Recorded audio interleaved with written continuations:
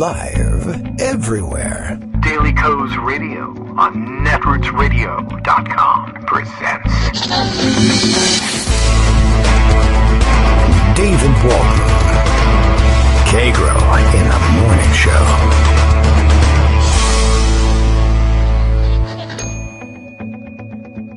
Now, here's David Waldman. Hey, good morning, everybody. How you doing? It is Friday, February 21st, 2020. Time for yet another Friday show. Friday used to mean something back in the olden days, back in the before times, as I said in the morning post for today's show. But now, of course, the news cycle extends through the weekends, and some of the craziest of the crazy happens over the weekend. And we end up having to recap it, but that's always a great way to bring Greg Dworkin back into the program. Always welcome back on a Monday to tell us what insanity happened over the weekend. And we're starting off with lots. Ready to go this morning with a billion stories, plus, of course, a bunch of great contributions that have been waiting in the wings because of the amount of regular daily crazy. Our U.S. RDA of regular crazy having been met, I guess. And we can bring you some things we've been hoping to bring you for quite a while. Which order should we do them in?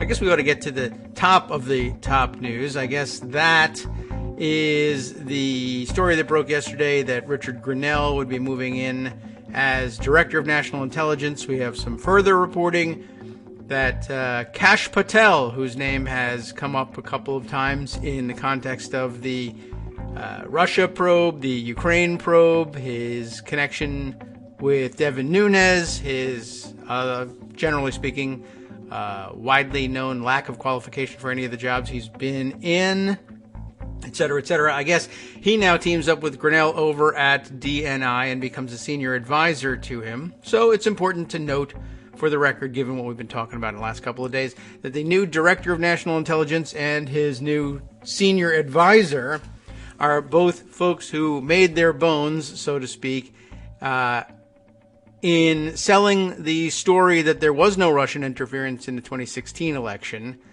and that anybody who believes there was is the real problem. That's the national security risk, right? It's not that there were people involved in trying to subvert the elections. It's that the people who were involved in trying to show that the elections might be under attack are the people who are really dangerous to this country, and nothing is wrong, and everybody look the other way, and there's no real reason why somebody with zero experience in intelligence is now the Director of National Intelligence being advised by someone else who also has no experience in intelligence, but the limited experience they do have is assuring everybody that there's nothing going on. That seems like a pretty good start to today. Why don't we start with that news being reported by Politico and circulated throughout the internet by Natasha Bertrand, I saw. But this is, in fact, a Daniel Lipman story, a Daniel Lipman production. I don't know why I felt the need to put it to you that way, and there probably really was no need per se. But, all right, we'll lay it out today. And, before we do that, by the way, I ought to acknowledge the morning tweet from Bill today, because it's a little happier than the real news, which says that Daily Kos Radio is live now. That news isn't bad news. That by itself is good. Kagro X, me, David Waldman, bids you a happy TGIF. And you don't have to TG, by the way. You can T any entity you prefer, including yourself, just for making it to Friday, because we're open that way. Anyway, and for an extra $50, and I'll knock it down to $49.99 because I like you, he'll come up to your house and gently smother you with a pillow, the way Trump did to Scalia.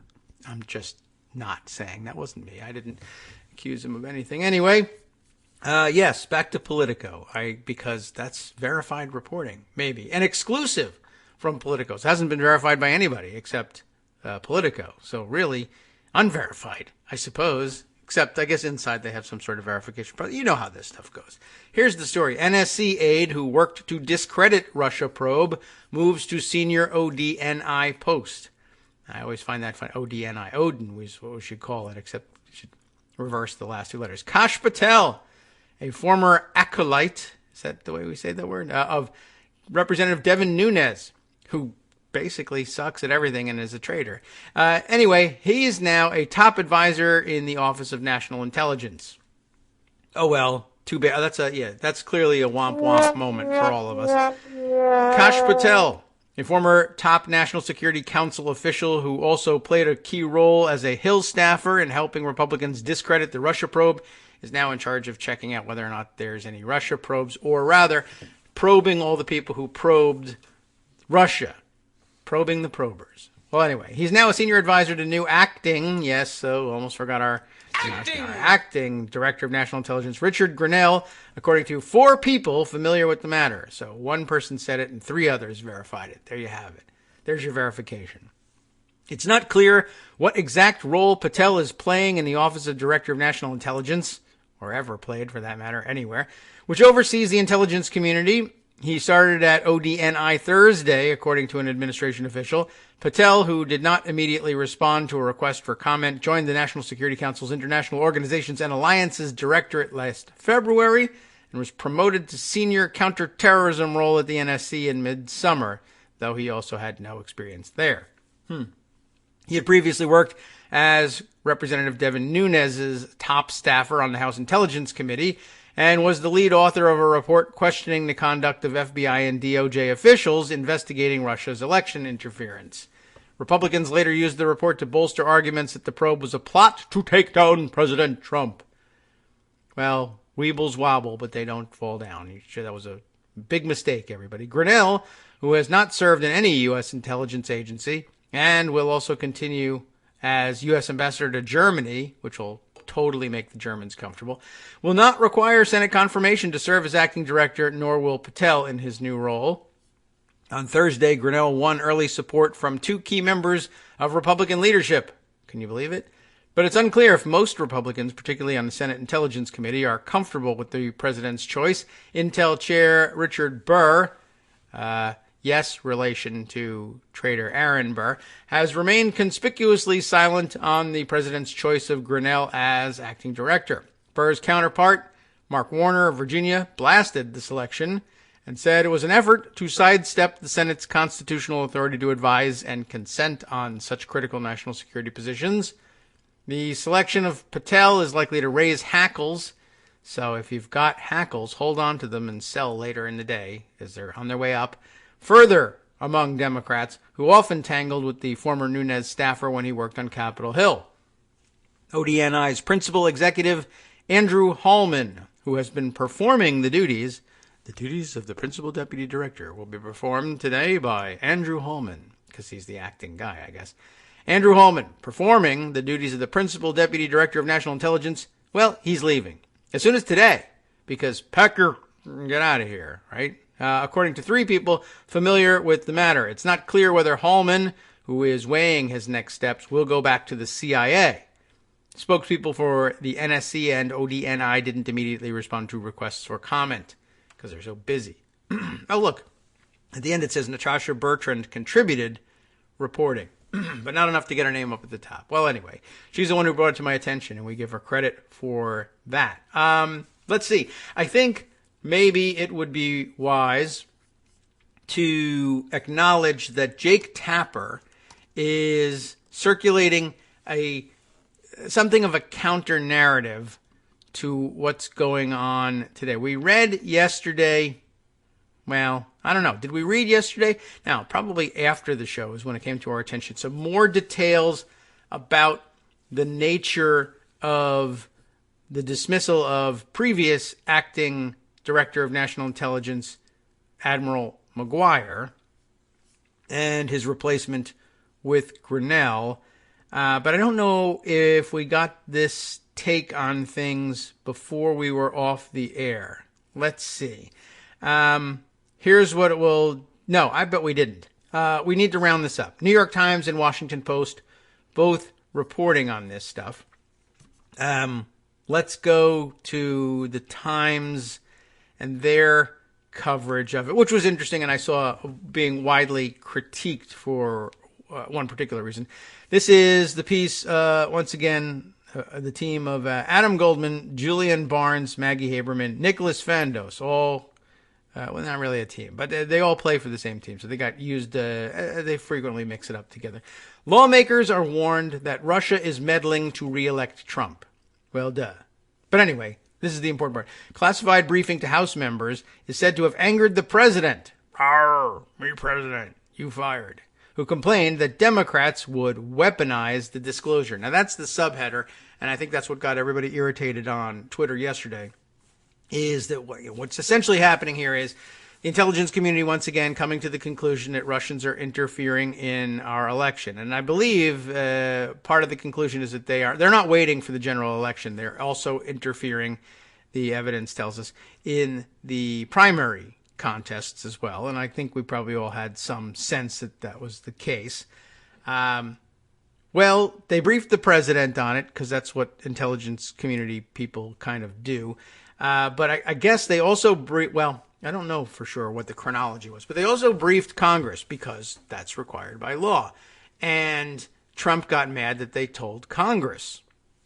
As a matter of fact, I think we could save ourselves a little time if I was ready with something I retweeted from Mark this morning. Yeah, Mark Sumner basically ran it down this way. Well, actually, it wasn't a chronology so much. Did somebody else do a chronology that I retweeted? But basically, Trump found out that Congress found out that the intelligence community had found out that the Russians were interfering in the election, and they basically were doing so because they wanted Trump to win again. And it angered Trump to no end, and he didn't want Congress to, particularly Democrats, finding out that that was the case. And so McGuire got fired. How dare you follow the law and tell Congress what the intelligence community had concluded? You're out of here. So Mark's tweet was run down this way, by the way. Russia is openly interfering in the election. 2, Republicans are protecting the interference, not the election. That's a big problem. They're, of course, not taking up any of the election protection legislation, but in addition to not doing that, they're also firing the Director of National Intelligence for telling them that there's interference going on.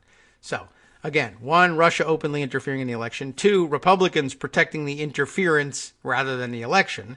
3, Trump purged the intelligence community to protect the interference as well. 4, elections are, after all, just another institution. And so 5, rule number 3, institutions will not save you. If I just leave it there, you could come to the conclusion that there's no point in you going to cast your vote. And that's not exactly true, although it might kind of be true in the end. But I mean, I think you have to go and do that first. You can't just walk away and not do it and then hope everything will come out right. I don't know. It won't take you that long. Go and cast your vote by all means. And I don't know. I mean, I guess at the minimum that creates a large body of people who have expressed their anger, frustration, and disappointment in the way things are, cast their ballot, finding no change. If that turns out to be the case, perhaps they will be motivated to grab a pitchfork at the minimum. Maybe you could take, and if you don't believe in the election interference theory in exactly the same way some others do, including me, now, at last, then go ahead and vote because you think everything's going just fine. So there's really no excuse for not voting.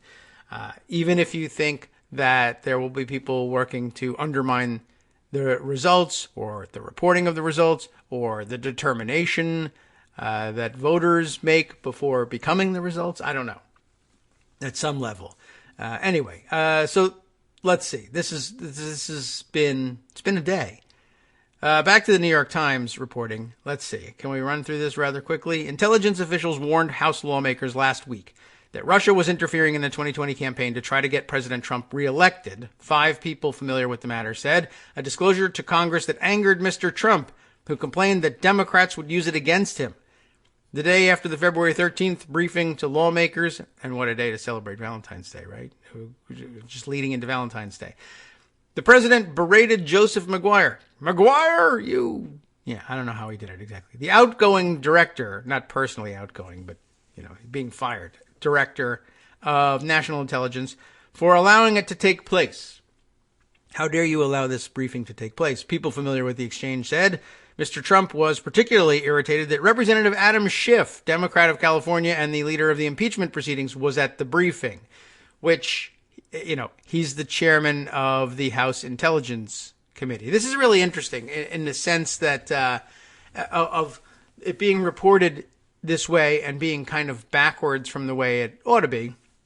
But I mean, in a way, it's sort of in a very simplistic way, it's a mirror image of something we've said before. But Adam Schiff is there because he is chair of the House Intelligence Committee. That makes him a member of the Gang of Eight. There's like a statutory requirement that the intelligence community brief the Gang of Eight on things like this. Gang of Eight, once again, just to remind you, would be the political leadership of each house and the intelligence committee's leadership of each house, but on a bipartisan basis, because when we wrote the laws, it was the assumption that members of both parties were loyal to the United States of America first and only, and wouldn't be working as agents for hostile foreign powers and simply collect the intelligence from the intelligence community briefing and then turn around and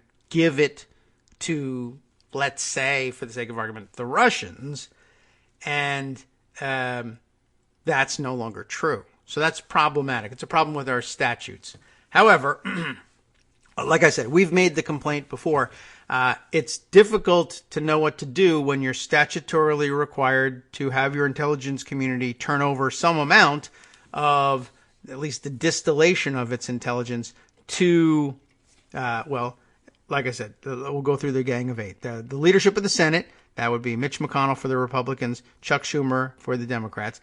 The leadership of the House, Nancy Pelosi for the Democrats, Kevin McCarthy for the Republicans. The House Intelligence Committee, that would be Schiff and, Collins for the House, and Burr and Warner for the Senate. There's your 8. So those folks get the briefing by law. And the problem, of course, especially back when it was Devin Nunes, it was an even worse problem. But you had, at that time, Devin Nunes and Burr were both leaking like crazy to the White House. Now, presumably the White House has similar information because they get briefed by the intelligence community too. But I don't know if Trump understands what it is, for one thing. And also, we got earlier reports that the intelligence community was kind of scaling back or presenting their intelligence in a different way to Trump. 1, because he wouldn't understand it any other way. 2, because he wouldn't understand it without pictures, so they could eliminate all the good stuff, I guess. And 3, they weren't entirely sure what he was doing with intelligence, didn't really trust him. But they probably continued to brief Congress as if it were functioning. And they had people who were able to essentially, I think, pass on information to the president and say, well, you didn't understand it when they presented it to you, but this is what this means. Without saying so. I think probably the part that went on said, tell the Russians, tell Vladimir Putin that this is what's happening. Anyway, they, of course, as is often the plan with these guys, just simply accuse Democrats of the same thing, of the opposite. That Adam Schiff being in the briefing was somehow a risk to national security, certainly a risk to Donald Trump's personal security as president. How dare you tell the person who tried to have me removed from office that there's more evidence that I should be removed from office? Well, that's the way the statute runs. And while you could say, well, you made the same complaint before, and the answer was the same, that's the way the statute runs. I guess I would only say, well, you might choose to believe the opposite, and we'd have to weigh it out, and I guess we'll take it to a jury and see what they say. But I would differentiate between them by saying, well, Adam Schiff and the Democrats remain loyal to the idea that the United States' sovereignty and national security is at risk when we share this information with the Russians, whereas Republicans feel the opposite. And could it be just, and I mean, I guess at some level, there are some people who I think rather credulously will say, well, maybe that's just a policy difference. But we have considered that angle too here on the show. It may just be the policy of the United States under Donald Trump to move towards actual straight up political union with Russia into one country. But people aren't ready for it yet. But we're working, though, we're giving it a trial run. Our intelligence is your intelligence, and whatever your intelligence people want to tell our intelligence people will all be our intelligence. Get it? It's an even Steven sort of exchange. So anyway, by the way, also reporting on Twitter yesterday, a lot of rumors running yesterday, that perhaps Trump may have misunderstood the information about Schiff being present. He was present, but he may have misunderstood it to mean that they somehow gave an exclusive briefing to Adam Schiff that they either didn't give to others, or that he got some sort of special treatment or something like that, and that he misunderstood that and got mad at McGuire, and only after the fact did anybody bother to explain to him, no, well, Adam Schiff was there because he was part of the Gang of Eight. But that didn't matter either. He was just mad that he was there, period. Or really mad that anybody in Congress found out what is to him damaging information. During the briefing to the House Intelligence Committee, our New York Times correspondents say, Mr. Trump's allies challenged the conclusions, arguing that he had been tough on Russia and that he had strengthened European security. Yeah, whatever. Some intelligence officials viewed the briefing as a tactical error, saying the conclusions could have been delivered in a less pointed manner or left out entirely to avoid angering Republicans, which is really not doing your job. The intelligence official who delivered the briefing, Shelby Pearson, is an aide to Mr. McGuire and has a reputation for speaking bluntly. Sounds like a blunt guy. Shelby Pearson. I don't know. Is it a... I don't know. No gender assigned there. Who knows? All right. Well, perhaps we'll find out later. Though intelligence officials have previously told lawmakers that Russia's interference campaign was continuing, last week's briefing included what appeared to be new information, that Russia intended to interfere in the 2020 Democratic primaries as well as the general election. On Wednesday, the president announced that he was replacing Mr. McGuire with Richard Grenell, the ambassador to Germany and an aggressively vocal Trump supporter. And though some current and former officials speculated that the briefing might have played a role in that move, two administration officials said the timing was coincidental. Mr. Grenell had been in discussions with the administration about taking on new roles, they said, and Mr. Trump has never felt a kinship with Mr. McGuire. I don't know how coincidental. I guess it could be possible that both were in the works, and it may even have been the case that McGuire said, well, before I get the boot, I should give this briefing. It's possible, but it doesn't really matter a great deal. Spokeswomen, multiple, for the ODNI said, and its election security office, they have one? Well, they declined to comment, so it doesn't matter whether they have one or not. A White House spokesman did not immediately respond to requests for comment. A Democratic House Intelligence Committee official called the February 13th briefing an important update about the integrity of our upcoming elections and said that the members of both parties attended, including Representative Devin Nunes of California, the top Republican on the committee. I thought he was not. I was Collins on it must be the Judiciary ranking member. For some reason, I had in my head that Nunes was out as the top Republican on intelligence, but I guess not. so much the worse. Yeah, that would have been a mistake on my part. I don't know why I came to that conclusion. Maybe I just felt he was not doing his job ever, and that must be why he's out of there.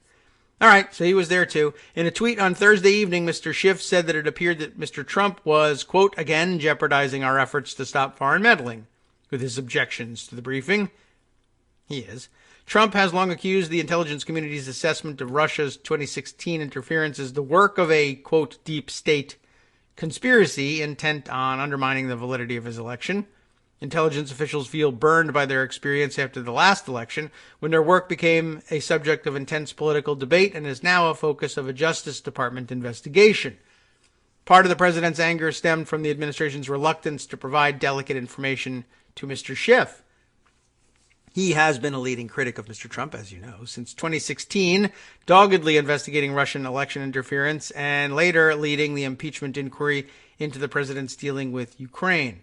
Now, that reminds me now, I don't think we ever got around to discussing why the subheader of this piece was such a problem.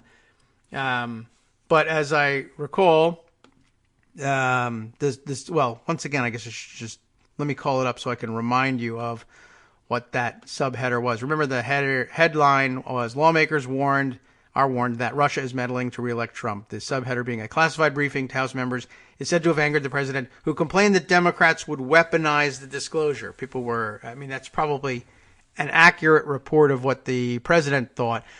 People just thought it perhaps didn't belong as the subheader, because this was somehow like that somehow made it as though it was the Democrats had done something wrong. The Democrats are going to weaponize this.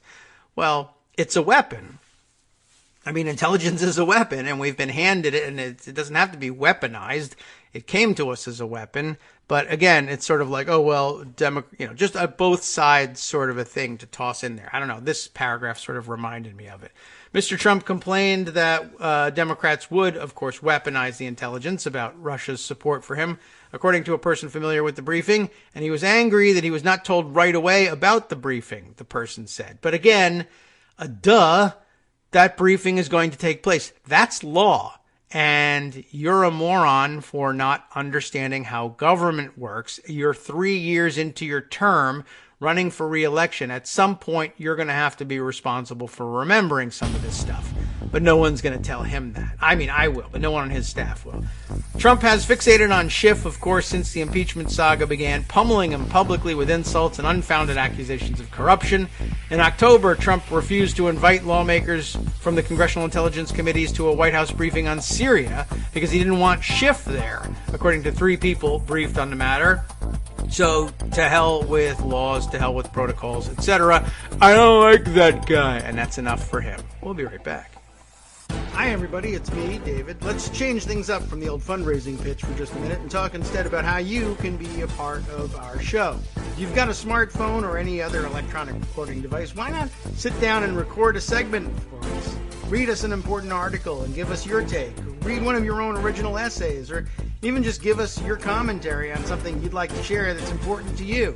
Then send the file to me at kagrox@gmail.com, and I'll try and work it into the show. Short segments, a few minutes in length, are easiest to fit in. And of course, I can't always guarantee that I'll be able to play everything, but if you've ever shouted at your radio or TV about something you wish was being covered, here's your chance to change that. Make the show your own. Send your submissions to me at kagrox@gmail.com.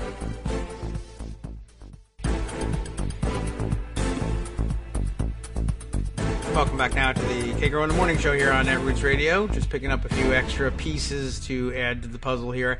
Let's see. I think we'll continue on with the Times piece here, if I can find the place where we last left off. Yes, right. He's mad about Schiff. Didn't want him at the Syria briefing. It does say here the president did not erupt at Mr. McGuire and instead just asked pointed questions, according to the person. But the message was unmistakable. He was not happy. Ms. Pearson. There we go. Gender assigned. Shelby. Ms. Shelby Pearson. Not Katrina Pearson, but Shelby Pearson. Spelled the same way. So Ms. Pearson, officials said, was delivering the conclusion of multiple intelligence agencies, not her own opinion. The Washington Post first reported the Oval Office confrontation between Mr. Trump and Mr. McGuire, but not the substance of the disagreement. The intelligence community issued an assessment in early 2017 that Putin personally ordered a campaign of influence in the previous year's election and developed a clear preference for President-elect Trump, but Republicans have long argued that Moscow's campaign was intended to sow chaos, not aid Trump specifically. Some Republicans have accused the intelligence agencies of opposing Mr. Trump, but intelligence officials reject those accusations. They fiercely guard their work as nonpartisan, saying it is the only way to ensure its validity. At the House briefing, Representative Chris Stewart, so this was a briefing wider than the Gang of Eight, which I guess Trump wouldn't necessarily automatically assume had taken place. But if his anger is about Schiff getting briefed, that he should have automatically assumed. But anyway, at the House briefing, Representative Chris Stewart, Republican of Utah, who has been considered for the director's post, was among the Republicans who challenged the conclusion about Russia's support for Mr. Trump. That's how you get considered for the director's post, by the way.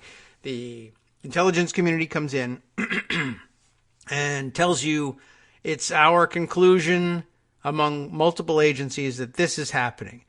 If you stand up and say, well, I don't think it is happening, you will, of course, have had, to this point, no access to any of the information that the DNI has got in announcing this conclusion. But whatever, it doesn't matter. If you stand up and say that's not happening, Trump says that's the guy that should be heading the Office of National Intelligence, the Office of Director of National Intelligence, the ODNI. If you say what the intelligence agencies are finding is not real and not true, that's how you get yourself in contention for the job.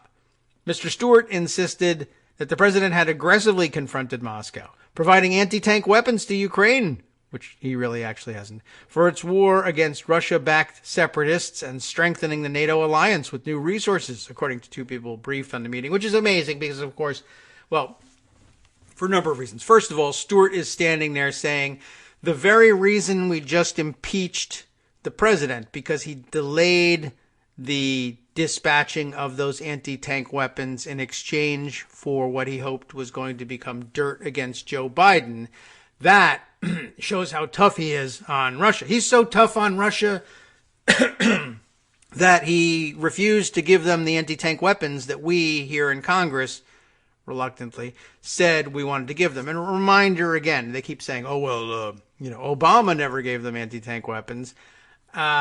Just a reminder, again, the things that we remember from along the way, that in 2016, the Republican platform, the platform of the National Republican Party put forth at their convention, actually did say, yeah, well, we hate Obama so much. Remember, they were towing the actual Republican line at the time, which was opposition to everything that Obama does, no matter what.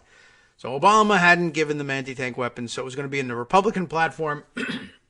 Pardon me, it's tough work today. It was going to be in the Republican platform that the Ukrainians should get anti-tank weapons. Why? Well, they probably thought it was a good idea, and it probably is. But they thought it's definitely a good idea because Obama wouldn't do it. To this point, he hadn't done it. And, to be honest, at the time, that might have been a justifiable idea.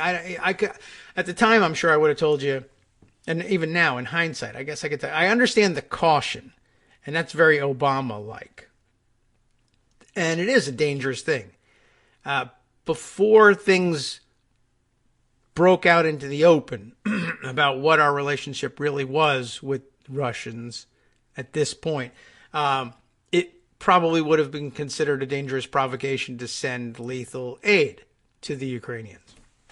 Now that we're pretty clear about what exactly is going on, I'm past that. And although I'm still cautious about the idea of sparking World War III by sending too much, I can understand the inclination.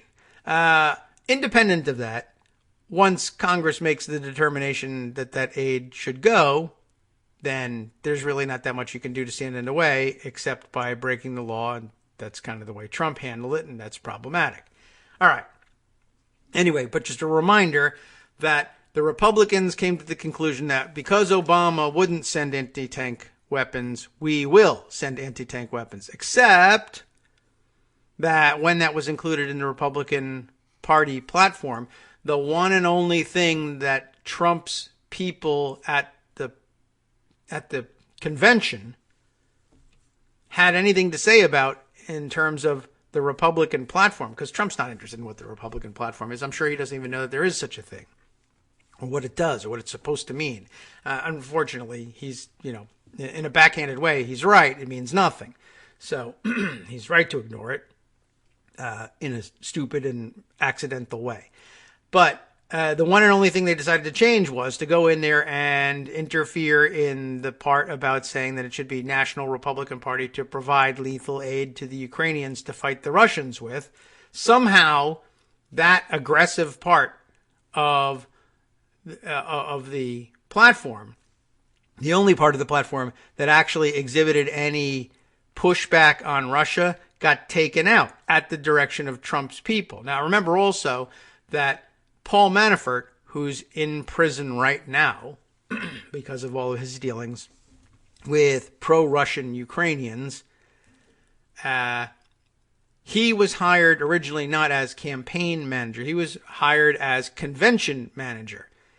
The Trump campaign was rumbling and bumbling along, and when it looked like, oh my God, we're actually going to win this nomination, they realized, hey, this convention is an important thing, and important things happen there, and it's a big deal, and you got to manage it right, and we don't know what the hell we're doing. Nobody in this organization has even the remotest clue about how to run a Republican National Convention.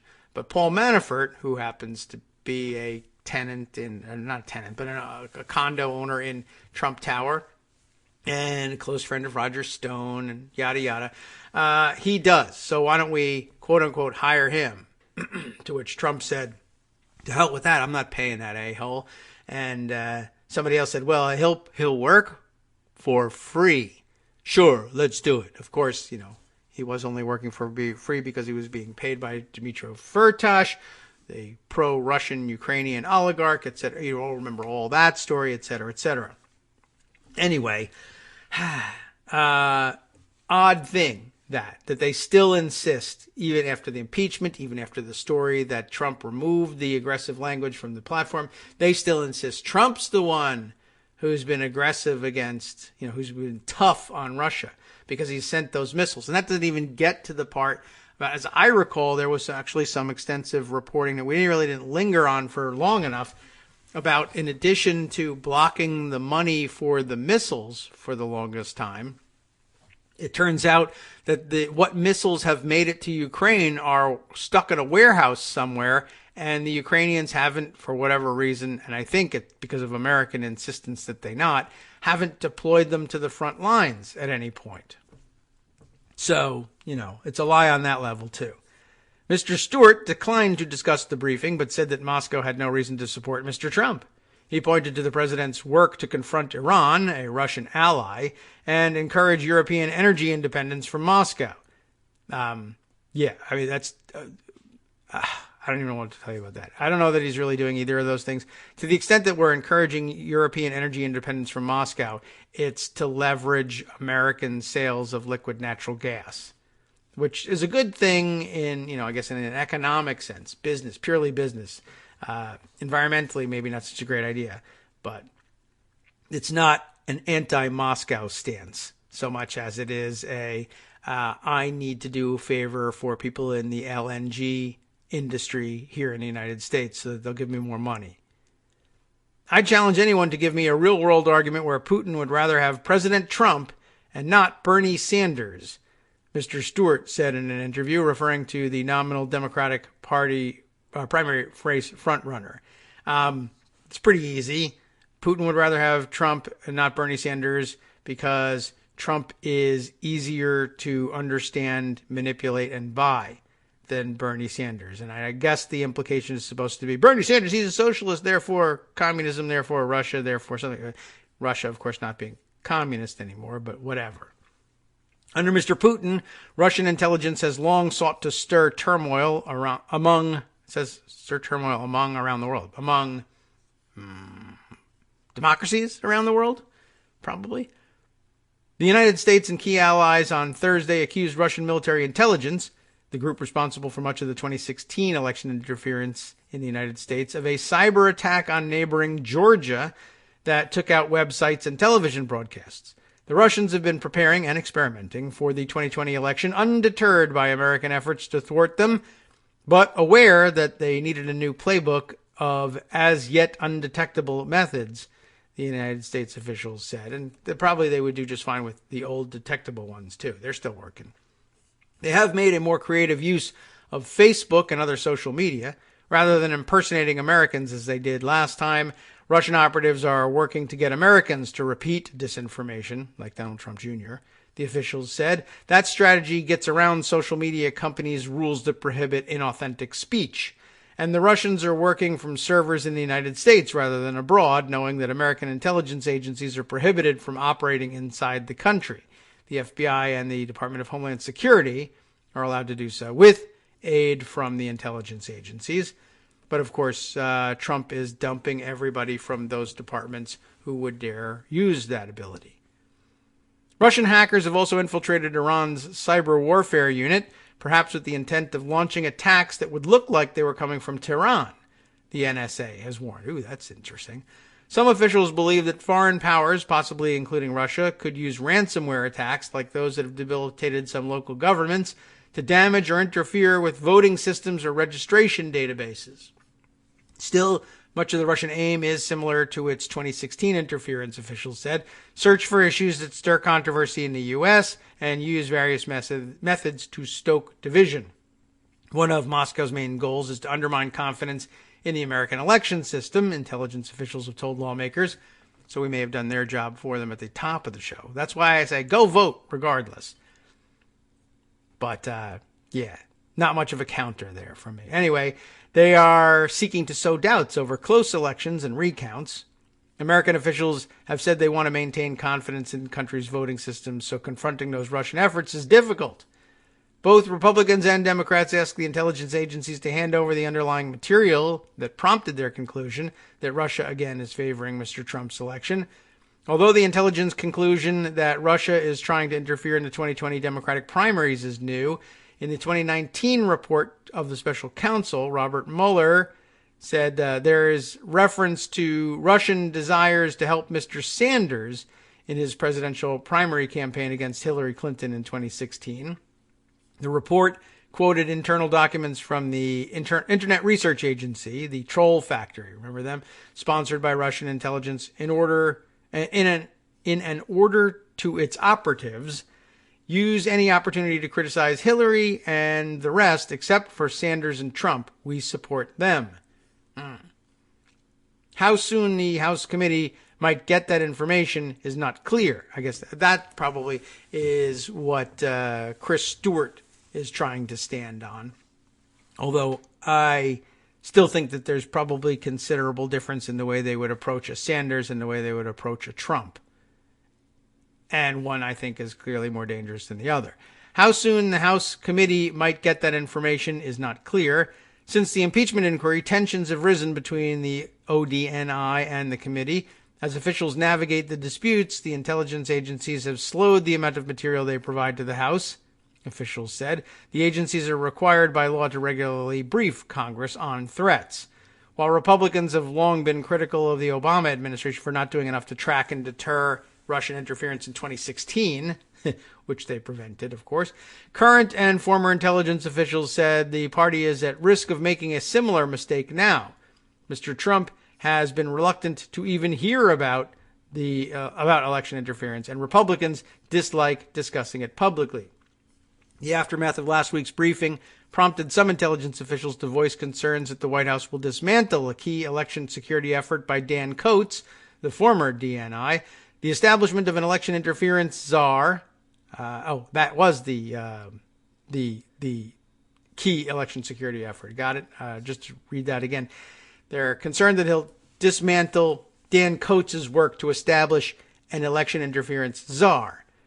Who is that? Well, right now that's Ms. Pearson, who has held the post since last summer.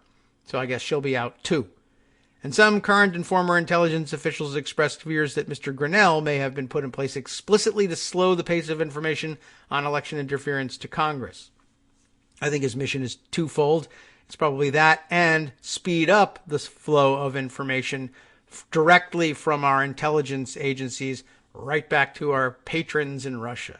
I think they're just piping it out. I don't know if they're doing it directly, but my guess is that Grinnell has been installed because he's the guy who will unquestioningly hand over the keys to Trump anytime he wants to pry into something that either ordinarily would require more stringent consideration or where there are norms standing in the way of simply handing over the information to the president.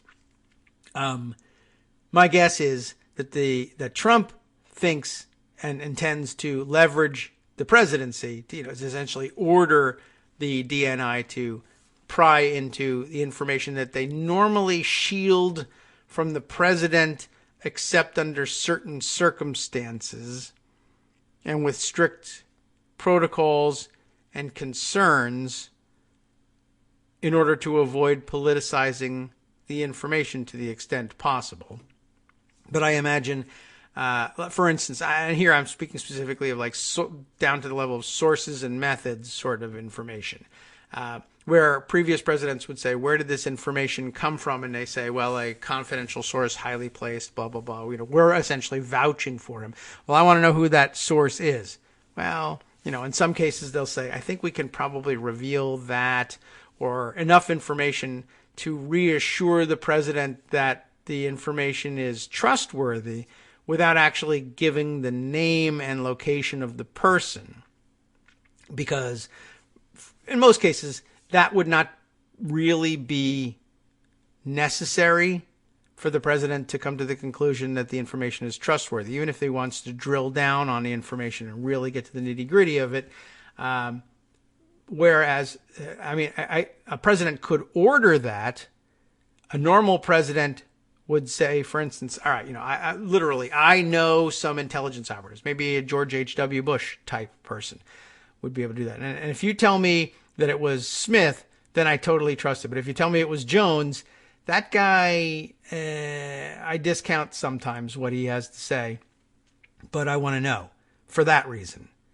And they might say, all right, well, we trust you. You're the president. I get what you're saying. It was Jones. And then the president says, all right, well, okay. So then in that case, I want some more corroboration of it, or I don't really believe that that's the case.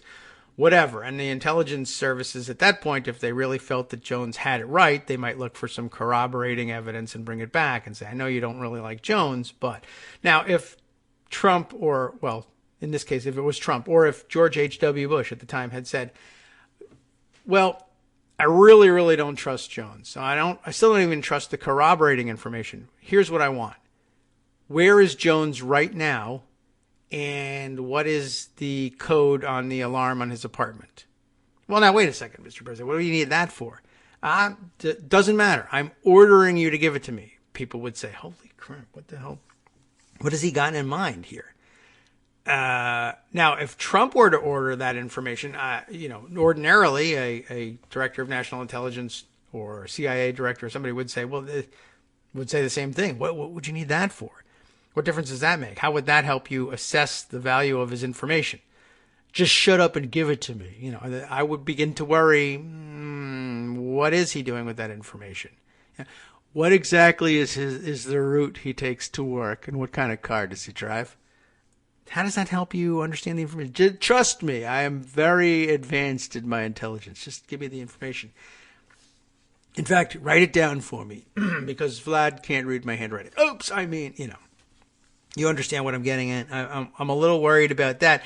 And ordinarily, there would be pushback from an intelligence official on that. And Grinnell won't do that. I think Grinnell is brought there to say, process this request. Person, Assistant Kash Patel, give the president what he's looking for. And if anybody asks any questions, have them killed or, fired, whatever. Same difference for these guys. All right. So where do we leave off here? Let's rejoin the times. Right. Some current and former intelligence officials expressed fears that Grinnell may be put in place explicitly to slow the pace of info to Congress. I think he's also supposed to speed it out the door to the paymasters. Let's see. The revelations about Trump's confrontation with McGuire raised new concerns about Grinnell's appointment, said the Democratic House committee official, who added that the upcoming election could be more vulnerable to foreign interference. Trump, former officials have said, is typically uninterested in election interference briefings, and Grinnell might see it as unwise to emphasize such intelligence with the president. The biggest concern I would have is if the intelligence community was not forthcoming and not providing the analysis in the run-up to the next election. said Andrea Kendall Taylor, a former intelligence official, now with the Center for a New American Security. It is really concerning that this is happening in the run-up to an election. Grinnell's unbridled loyalty is clearly important to Trump, but may not be ideally suited for an intelligence chief making difficult decisions about what to brief the president and Congress on, said Kendall Taylor. Trump is trying to whitewash or rewrite the narrative about Russia's involvement in the elections. Grinnell's appointment suggests he's really serious about that. Because, like I said, at the top of the show, Grinnell made his bones doing just that. That's the guy we want. The acting deputy to McGuire, Andrew Hallman, will step down on Friday, paving the way for Grinnell to put in place his own management team. Hallman was the intelligence office's principal executive, but since the resignation in August of the previous deputy, Sue Gordon, he's been performing the duties of that post. McGuire is planning to leave government, according to an American official. So, that's our backgrounder for the moment. Now, as I said, there was a counter-narrative of sorts being circulated by Jake Tapper. Let's see if I can find that one and share it with you. It's gotten a ton of pushback on it, of course, but here it is from about an hour ago. A national security official I know and trust, he says, is pushing back on the way the briefing/ODNI story is being told, and others with firsthand knowledge agree with this assessment. And here's his thread on it. He says that his source says, what's been articulated in the news is that the intelligence community has concluded that the Russians are trying to help Trump again. But the intelligence doesn't say that, the official says. The problem is Shelby, that is Pearson, the elections threat executive in the intelligence community, that Shelby said they developed a preference for Trump. A more reasonable interpretation of the intelligence is not that they have a preference, it's a step short of that. It's more that they understand that the president is someone they can work with. He's a deal maker. He knuckles under is what that means, actually. But not that they prefer him over Sanders or Buttigieg or anyone else. So it may have been mischaracterized by Shelby at the House Intel briefing last week. And by the way, this official says, both Democrats and Republicans were challenging this at the briefing. And that appears to be corroborated by the Times reporting anyway. And then there's the matter of the tense meeting between Trump and erstwhile, as it says here, acting director of National Intelligence, Admiral McGuire. The president was upset that he had to hear about an intelligence conclusion from a member of the House Republicans rather than from the intelligence community. So he was out of joint with McGuire on that process.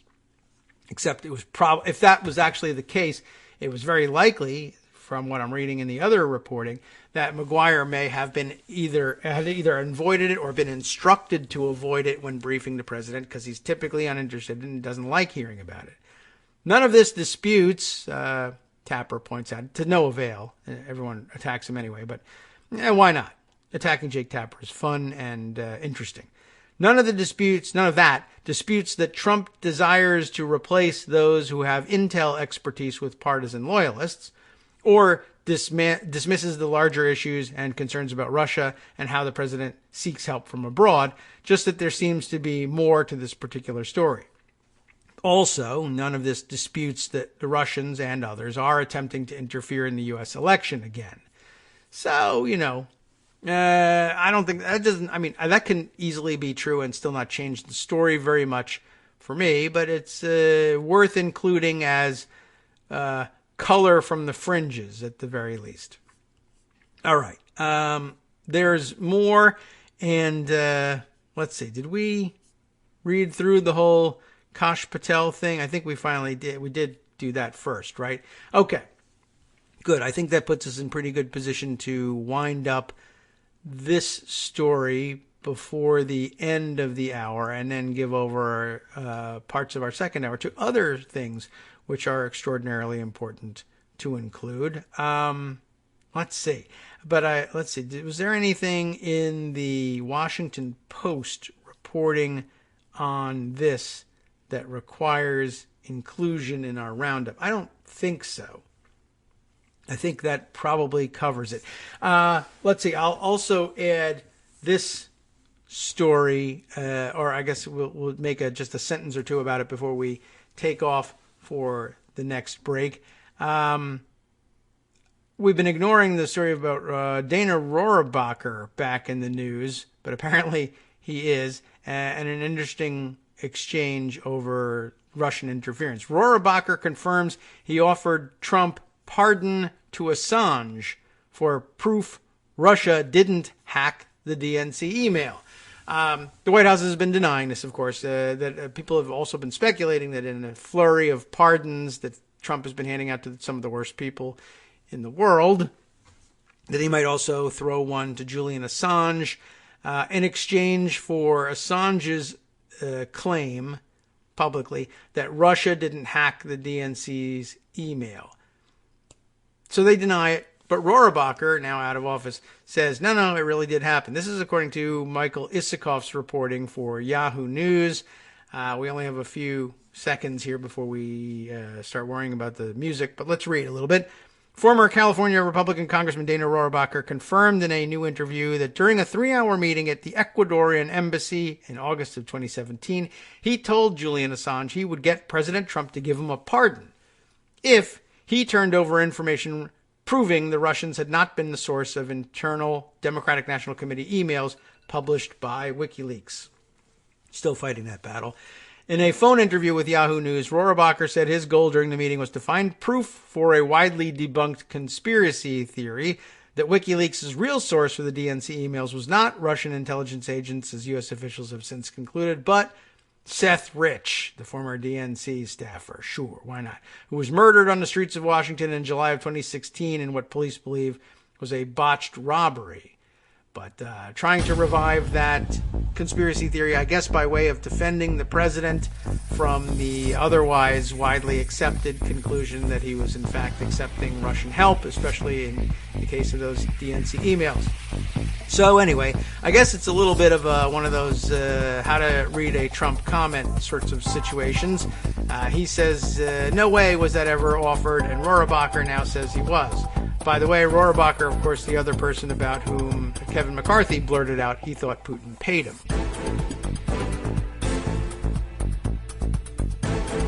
Welcome back now to the Kagro in the Morning Show here on Roots Radio. Shall we continue a little bit? It's not a very long story, but we'll get through the reporting on it from Isikoff. Let's see. A lawyer for Assange in London on Wednesday cited the pardon offer from Rohrabacher during a court hearing on the U.S. government's request to extradite the WikiLeaks founder.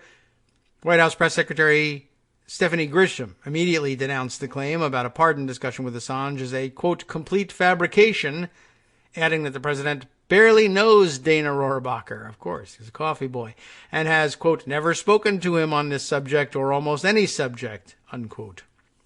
Rohrabacher said that not only did talk of a Trump pardon take place during his meeting, but he also followed up by calling then White House Chief of Staff John Kelly to discuss the proposal. He did not, however, ever speak to Trump about it, he said so. Plausible deniability there.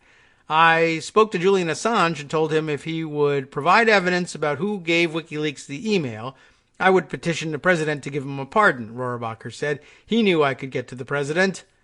When he spoke to Kelly, the then chief of staff was courteous but made no commitment that he would even raise the matter directly with the president. He knew this had to be handled with care, Rohrabacher said, and that it could be spun by the news media in ways that would be harmful to the president. In fact, Rohrabacher said he never heard anything further from Kelly about the matter, nor did he ever discuss the subject directly with Trump. Rohrabacher, who was defeated when he ran for re-election in 2018, is now a consultant to the cannabis industry, because why not? He's long had a reputation of one of the few members of Congress willing to defend Russian President Vladimir Putin and cannabis, because that was totally Republican of him in both instances. He was also a strong defender of Trump on the Russia investigation by Special Counsel Robert Mueller. He said the president personally called him to thank him for one of his TV appearances, during which he said that Trump was right to be angry with then Attorney General Jeff Sessions for recusing himself about all matters relating to the investigation. Never talked to him, barely know him, called him on the phone. Rohrabacher also emphasized in the interview that he only wanted to be truthful they only wanted truthful information from Assange and never suggested that he lie, but he said he believed then, and even more so now, that the information he was seeking would prove that WikiLeaks got its DNC emails from Seth Rich, a claim that, if true, would undercut the findings of the U.S. intelligence agencies and Mueller's prosecutors that Russian agents had hacked the Democratic Party and stolen the emails. Seth Rich's name came up a couple of times during his meeting with Assange, Rohrabacher said, and although he acknowledged that the WikiLeaks founder never confirmed to him that Rich was his source, still, Rohrabacher added, he believed the media is covering up the late DNC staffer's supposed role in the theft of the party emails. The whole thing stinks, he said, and then went back to lobbying for cannabis or whatever. Yahoo News podcast Conspiracyland revealed last summer that Russian intelligence agencies first planted the conspiracy theory that Rich was murdered by gunmen hired by Hillary Clinton. It also reported that Russian trolls later repeatedly boosted claims on Twitter and other social media platforms that the former staffer had leaked the materials to WikiLeaks. In fact, a top Washington police commander overseeing the investigation into Rich's death said that during the Conspiracyland podcast that law enforcement had found no evidence that Rich's death was in any way related to work with the DNC or that he played any role in the leaking of party emails. But it got said a lot on Twitter, so P.S. pass the cannabis. I'm going to say that and see if it rehabilitates me. So interesting development there. And again, good reminder. Remember the famous line, really mostly out of context from the whole discussion, but that made the tape infamous when Kevin McCarthy said, I think there's two people Putin pays, right? Rohrabacher was one. Trump, of course, the other. Swear to God. Anyway, I'm reluctant even to bring that up because, of course, the Kevin McCarthy line, I think, is probably actually the least important of the whole bunch of them. Certainly now that he's become such a Trump bootlicker, it doesn't really help us very much. But I keep stressing that the whole conversation is about Ukraine and Russian efforts to undermine the elections and democracy there, not to mention actually physically invade and occupy Ukraine. And the failure by all Republicans, but in particular Kevin McCarthy, to grasp what that meant, or if they did understand what it meant, to freeze in place and to try and freeze the Democrats in place such that they couldn't prevent it from happening to the United States as well, because that would, they assumed, inure to their benefit. They are traitors and should, to a person, should fry for it. How about that? Take that to the bank with you. All right, look, we're a controversial podcast. Okay, there's much more and about 15 other things that I think you need to know before the weekend. And let me shoehorn one more in because, of course, tomorrow is the end of the line for the Nevada caucuses. And there's been a problem. And I said that there wouldn't be any problems. I didn't say any problems. But I still think that they might manage to pull this thing off without major damage. But people will latch on to anything. And here's something. And not a good one. And you should latch on to it, I guess. Or you shouldn't latch on to it and make trouble. But it's worth knowing about. The Nevada Independent reporting this one. Byline anywhere? No? I'll find it eventually. Okay, there it is. I'm just not used to their format. Megan Messerly writing, Nevada Democrats notify 1,000 early caucus goers of voided ballots, most for lacking a signature. They probably, I wonder whether this is a new thing or not. But yeah, one of the big differences, I guess, between doing a caucus and a primary is a primary, of course, is all sort of anonymous, like, you get to vote in a secret ballot. Not so with caucuses, including these early. If you wondered, how do you vote early in a caucus? That depends on you showing up and haggling for hours with your neighbors and or internet trolls or what have you. And the answer is they go with sort of the what we in Virginia typically end up calling a firehouse primary. Others sometimes call a firehouse caucus, especially if you operate under the caucus system. And it's essentially like written proxy vote, right? I'm not going to stand here and argue with people on caucus day, but instead I will give you this signed certificate that says this is who I prefer first, second, and maybe third. I don't know how many choices you have to fill it out, but it's like, I guess in that sense, like ranked choice voting. And you say, in my place, please accept this unreasoning piece of paper that expresses my wishes. I would seek first to caucus for Michael Bennet, second for Deval Patrick, and third for Andrew Yang, and play it accordingly. And at some point, your paper, it is unyielding and it can't be reasoned with, and you wouldn't have the opportunity that you would have at a live caucus to change your mind and be a relevant player. Instead, you're committing to possibly irrelevance with this paper ballot. But I guess you would have to fill out your name and sign it so that people would know that it wasn't just a random piece of paper that had been filled out by a rabid Michael Bennet fan trying to fix the caucus. So that's a weird thing. And it probably didn't occur to at least some people because they thought of what they were doing as voting, that you had to sign the thing. And to make it worse, at one fairly significantly sized caucusing location, apparently the people running the location didn't tell everybody. They didn't even, not only not remind them, but they didn't tell them, yeah, you got to sign this thing, or to check that things are being signed before they're stuffed in the boxes. The Nevada State Democratic Party is in the process of notifying roughly 1,000 early voting caucus goers that their ballots have been voided for errors just 2 days before caucus day. I guess that's the silver lining here, is though they didn't sign them, they did fill them out with their names and I guess addresses. I'm looking at the form here in the picture illustrating the piece, and you got to put in your voter PIN and then the date and then date of birth, first name, last name, street address, city, zip code, early vote location, etc., etc. So there's ways to track you down. If you didn't sign it, they still had 2 days to try to get you to come in and fill out a new one and sign it, or come to the caucus on Saturday or whatever. The voided ballots from the first three of 4 days of early voting make up about 2.8% of the 36,000 ballots cast over the 3-day period, with party officials still processing the 39,000 ballots cast on the 4th day of early voting. I'm glad they're processing them early. They could easily have said, well, cast the ballots, stick them in the box, and then we'll open them all on Saturday. Then they wouldn't have known.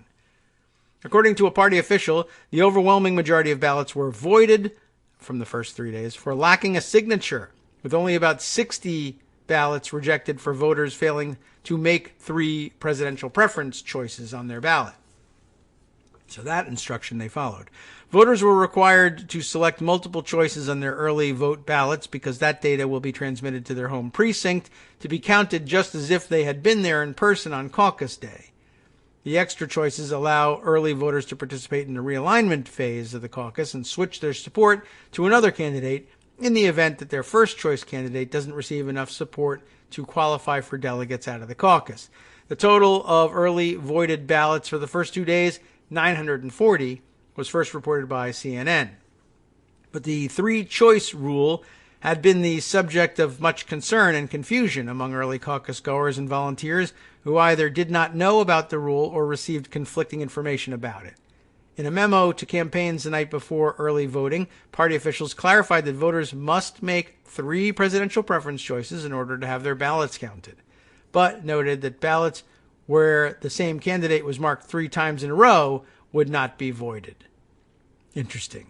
So you can just vote for one person, but that would be really confusing. If you really wanted to, like, as they say, bullet vote for one person and one person only, it might not occur to you that say that you need to do that in first choice is Michael Bennet, second choice is Michael Bennet, third choice is Michael Bennet. That's an interpretable ballot. I mean, the others are too. I mean, I don't know why you wouldn't just interpret them as, well, I'm going to align for Michael Bennet first, and if he's not a valid, not a viable candidate, I go home. I mean, it would be much better if you might not really necessarily draw the same conclusion. You might not be right. You're certainly not as right as you would be if the person said Michael Bennet, Michael Bennet, Michael Bennet. So I can see why they would want to invalidate them, but I don't know. It seems like the rules should have been capable, or should have been written to to say, all right, well, this is how we're going to interpret things if this happens. The last choice you make will just be assumed to be your second and third choice as well. So don't make that mistake if you want to change your mind if your first choice isn't viable, and just interpret them that way. Anyway, they didn't do that. The rule was most likely to affect Vermont Senator Bernie Sanders, as many of his supporters do not have a second or third choice candidate. That's what's going to cause problems. Early voters who backed Sanders told the Nevada Independent that in some cases, early voting volunteers tried to tell them that they couldn't vote for the same candidate 3 times in a row. Well, that's not right? While others were able to successfully cast their vote for Sanders 3 times or vote for Sanders once, followed by 2 uncommitted selections. You got to get the training right, but you're never going to get it 100% right. That's true. Luckily, I guess, it is most likely to affect Sanders, and also, I guess I would say it's also least likely in a way to affect Sanders. If it affects anybody, it'll most likely be Sanders voters. 1, because there'll be more of them than there are for others. And 2, they're more likely to, be bullet voting, but also least likely because I don't know. See, they should accept, maybe the rule should be, well, if you've only filled out 1, then for round 1, we'll count you. If your candidate is not viable after round 1, you effed up, and I'm sorry, we're not going to count your vote anymore. But if your candidate is viable after the first round, I think you should just be able to just say that ballot stands there in place for the person, and they're not going to change their mind, so it's fine. And Bernie Sanders is probably, at this point, one of the least likely of the candidates to find himself non-viable at one of the caucus locations. So I don't think it really would affect things unless they toss out all the ballots that only have the 1 marking on them, and maybe they shouldn't be doing that. They should perhaps do that if the one you marked is not viable, then okay, yes, there has to be some penalty for not filling things out correctly, but it doesn't necessarily have to be that one if the person you voted for is viable. If the others save you, then they save you. I'd be okay with that as a rule, but I guess it's not the rule, and I don't know what to tell you. A Sanders campaign official confirmed to the Nevada Independent that signatures were the major issue, though, for voided ballots, and they do not appear to have disproportionately affected the Vermont senator at this point. That's some good news. Sanders staffers had engaged in a robust public information campaign after the 3-choice rule came to light to make sure their supporters knew how to participate. Perfectly good idea, and terrific idea. Great organizing. Once the rule is settled on, you say, that could affect our people more than others, probably. There's probably not going to be Bullet Bennett voters, but we will have them. So you do what you can. Though the party had initially signaled that the onus would be on campaigns to notify their supporters that the ballots were voided, party volunteers began texting and calling people last night who had their ballots voided. Early caucus goers whose ballots were voided will be able to participate in person in Saturday's caucus. Can't fill it out, can't correct the old ballot and sign it. That's not so great. A party official said the number of voided ballots decreased over each day of the early voting period, possibly because caucus goers and volunteers were more aware of exactly what they needed to do in order to have their ballots count. That's likely. Campaigns will also still be provided a list of individuals whose ballots have been voided so they can contact their supporters directly to turn them out to vote. That's good, too. Sarah Mahler, chair of the Washoe County Democratic Party, in a Facebook post attributed the voided ballots to human error. People will be very upset because they do not want to or cannot attend the caucus, and they waited in line for a long time. At least they are being notified, and the campaigns have been notified, she said. We are humans, and humans make errors. I am so sorry if there was a mistake on any ballot. The volunteers I personally worked with were diligent in having this process go as well as possible. They worked diligently. In a brief interview, she said she wanted to post something to verify to early caucus goers that the text messages they have received from the party are authentic. Ooh, that could be an issue. My take on this is we had some really awesome volunteers, and they are volunteers, she said. We're all humans. I guess the conclusion here for today, we are humans. So we've got that going for us, which is nice. All right, let's see. Shifting gears, there's still a lot more I want to bring to your attention, but I'm going to bring instead to your attention things that others want brought to your attention, and for good reason, too.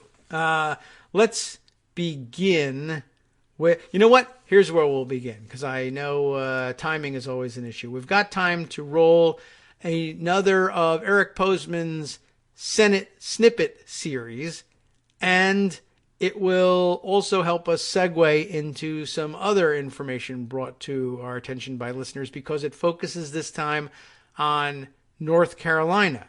So let's roll Eric's Senate Snippet series for what? For anxious activists, right? I hope I got all of that right.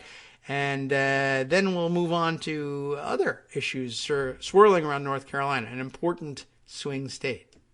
Good morning, David. It's Eric in Orlando. 2020 has already been wall-to-wall with Trump's extra-legal shenanigans, and when we've taken our eye off that ball, we have the Democratic field and their Royal Rumble in a non-stop, super-packed news cycle in the presidential election year. So as we are all distracted all the time, this is our periodic public service reminder to remind everyone that 35 United States Senate seats are up this November. Previously in our Senate Snippet series, we've looked at South Carolina, where Lindsey Graham will certainly have his most competitive re-election fight of his career. Montana, where unheralded backbencher Steve Daines is up for a second term in a state that is purpler than you think.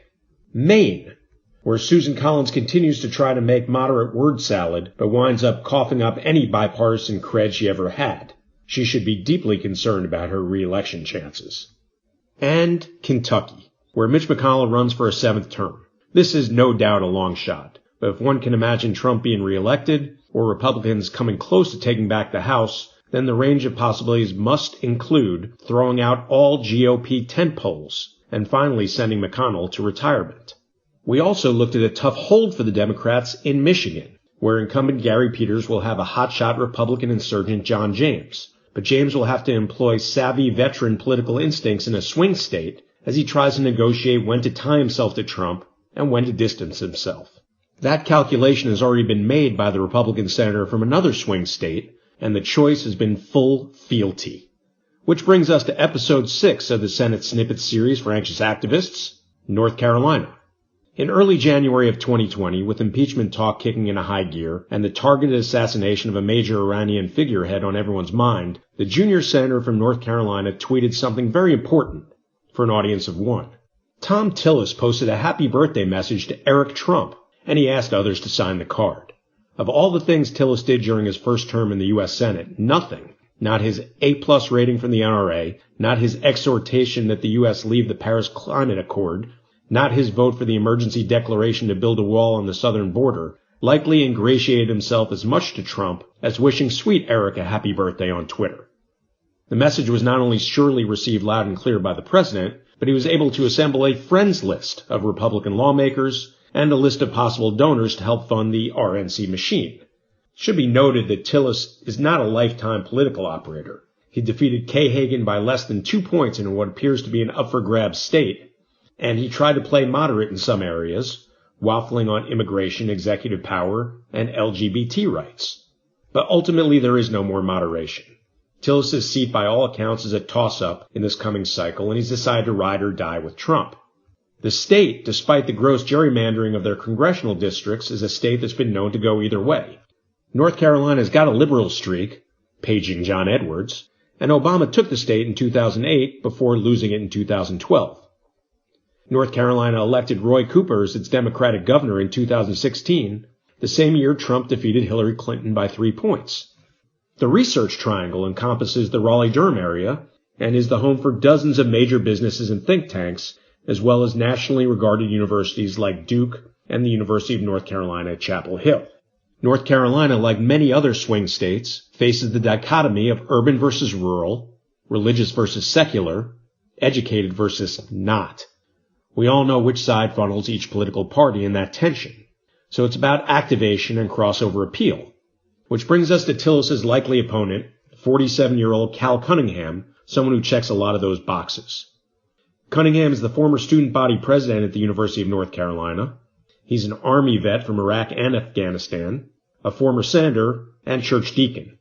Cunningham's website is very professional and lists his priorities, taking meaningful stances on gun control, immigration, voting rights, and is well-versed in combating climate change and cleaning up the environment.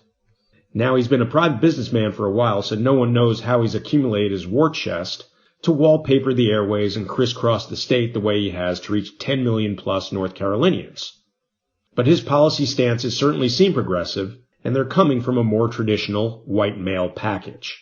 And while Tillis flounders in his home state with just a 31% approval rating, Cunningham could play a large part in turning Carolina blue.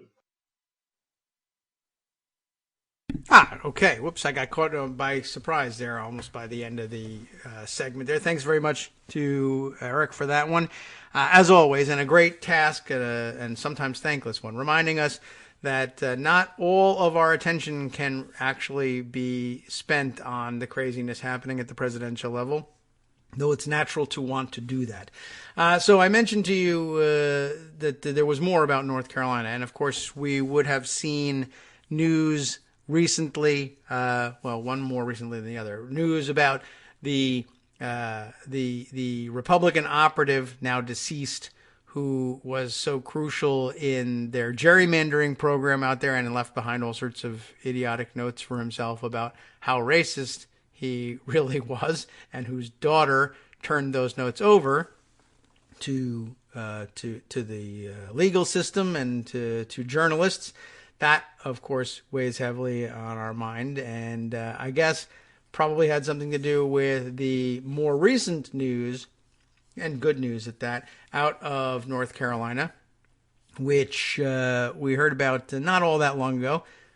I have the Washington Post reporting on it here. State appeals court temporarily blocks voter ID law in North Carolina, and that's something we've seen happen in numerous states over the years.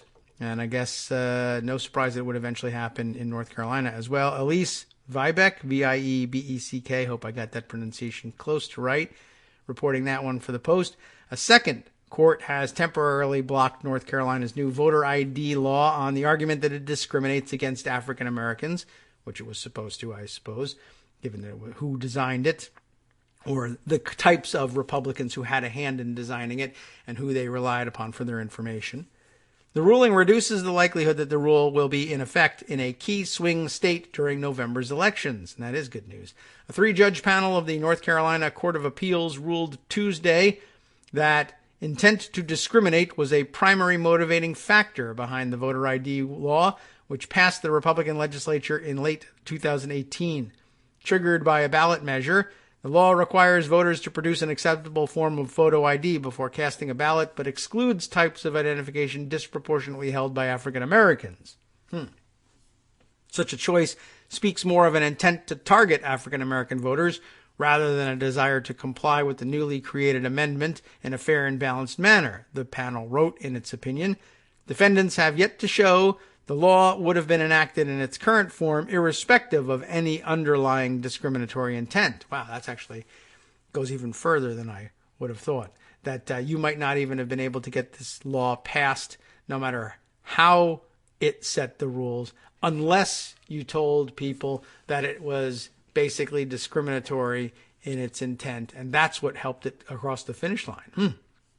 The ruling is a significant victory for Democrats and civil rights groups, which had hoped to derail the law before voters go to the polls on November 3rd. And if I could just offer this small critique here. The ruling is a significant victory for Democrats and civil rights groups, but it's a significant victory for Democrats not because they're partisan Democrats, but because they support civil rights. It's a significant victory for civil rights groups and the party that actually supports them, the Democrats.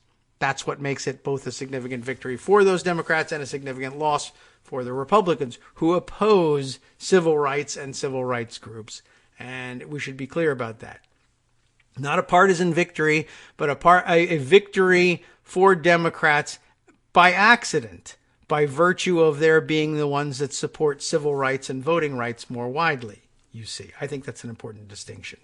Anyway, let's see. Well, coming up on our next break here. With 15 electoral votes, the state will be a pivotal battleground in the presidential election. North Carolina backed President Trump in 2016 by a small margin, 173,315 votes. That is a pretty small margin, and it's worth keeping in mind. And it's what makes focus on the Senate race there so important. But there's even more, by the way, just than the Senate race going on there, which will bring us after the break to our other piece of information, our other piece of listener-submitted information of importance on North Carolina. We'll get to that. In the meantime, I'll tell you a little bit more about the voter ID law and what happened to it after our break ends in 2 minutes. I don't want to get too much further into it because I'm just going to end up stopping again. But trust me, there's more. You know how these Washington Post articles are. They go on forever. We'll be right back. Hi, it's me, David Waldman, your host for Kagro in the Morning, and I've learned that I either need to update these announcements more often or stop saying that the announcements are brand new. What's not new is that this message, too, is a call for your support in keeping the Kagro in the Morning show on the air. My thanks go out to all of you who do support the show through your donations. The stats say that Kagro in the Morning fans download our program about 2,000 times each weekday, but our donors make up only about 8% of our daily listeners. Patreon.com, Patreon.com, makes it simple to make easy, secure, recurring monthly contributions to support our show. Patreon.com/KagroX gets you straight to our donation page. If we're helping keep you sane during the Trump era, consider what that's worth. $1 a day? 50 cents? One thin dime? We do about 20 shows a month, so pick a number, do the math, and head to Patreon.com/KagroX to let us know. Thanks again, everyone, for all your support.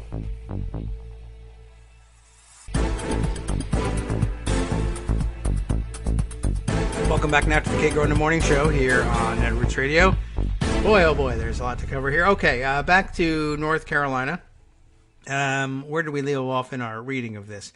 So let's see. Yes, the ruling is a significant victory for Democrats by way of being a significant victory for civil rights groups is how we'll settle things here, which had hoped to derail the law before the voters go to the polls on November 3rd. 15 electoral votes up for grabs, and last time they went to Trump by a relatively small margin, 173,315 votes.